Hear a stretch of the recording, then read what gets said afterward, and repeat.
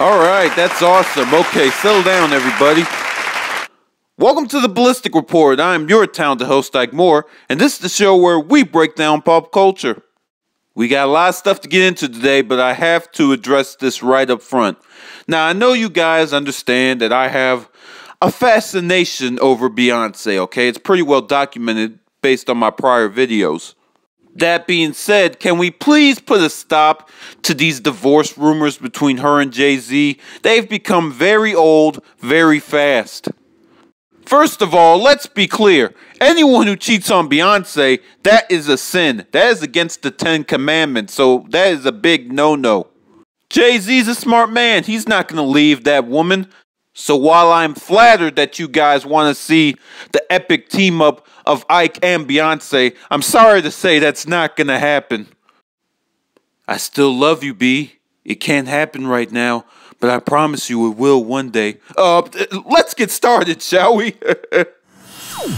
So this week was a big week for late night television. It was the debut of The Late Show with Stephen Colbert.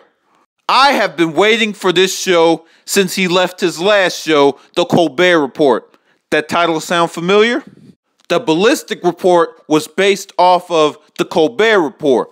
The only difference was he was playing a character, a sort of Bill O'Reilly type figure, if you will. So now with The Late Show, we really get a chance to see what Stephen Colbert can actually do. And to be honest with you guys, because I gotta be honest with you, so far, I'm very impressed with what I'm seeing from Stephen. There are still a little bit of elements from his past show, but you can see now he's really trying to develop himself as a performer. What blew me away this first week was the great conversation he had with Vice President Biden. Obviously, he had just lost his son not too long ago, so to see him be so open with Stephen, and Stephen being such a great listener, it's really what I really like about late night interviews. It shows how good they can be. So if you're a Stephen Colbert fan and you were a little bit unsure, go check his show out. It's very good. And if you aren't a Stephen Colbert fan, watch the show. See how you like it. Well, football season just started, but that hasn't stopped the people from talking about the supposed halftime performer at the Super Bowl.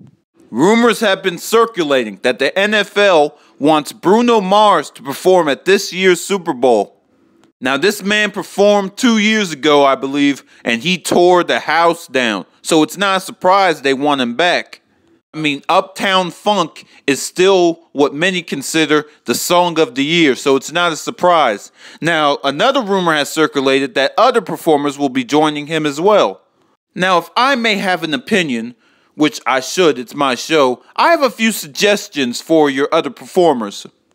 Yes, I know I talk about The Weeknd a lot, but I truly believe that if you give him that shot, he will not disappoint anybody. I also think that if Taylor Swift has enough time during her touring schedule, she should stop by. I mean, why not? She is also a big star, and you know, people like Taylor Swift. I can see that. But if you really want to shock some people, bring in Yeezus.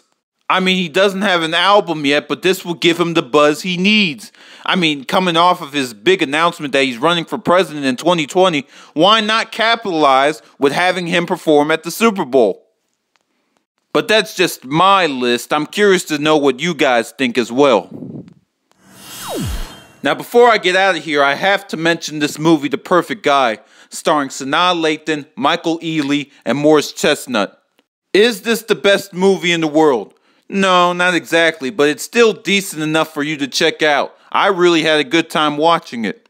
Yes, you probably heard the story before. A woman is not satisfied with the relationship she's in, and when she believes she's found the perfect guy, he turns out to be not exactly what she thought he was. But what saves this from being a complete waste of time is the performances from all of these actors. Michael Ealy is insane in this movie. Morris Chestnut does an awesome job, and Sanaa Lathan does one as well. I only have 2 complaints of this movie, just 2. One, it should have been longer. It's only about an hour and 40 minutes. I'm not asking it to be 3 hours. I just wish it had more time. And then there's this other scene, which I'm not going to spoil for you, but there's this one scene where after it happened, every member of the audience who was female was shocked. And as a man, I was shocked too, because I'm like, okay, now where does the movie go from here, you know? But those are my two complaints. I give it an 8 out of 10. It's something you should check out. And if you're not still too sure about it, wait until it comes out on DVD. Maybe you'll find it entertaining then. And that will do it for another edition of the Ballistic Report. I hope you guys enjoyed it. Remember, all of my social media outlets are in the description box. And if you have any comments, feel free to leave them below. Until next week, I've been your talented host, Ike Moore, reminding you it's okay to be ballistic as long as it's done responsibly. Good night, Internet.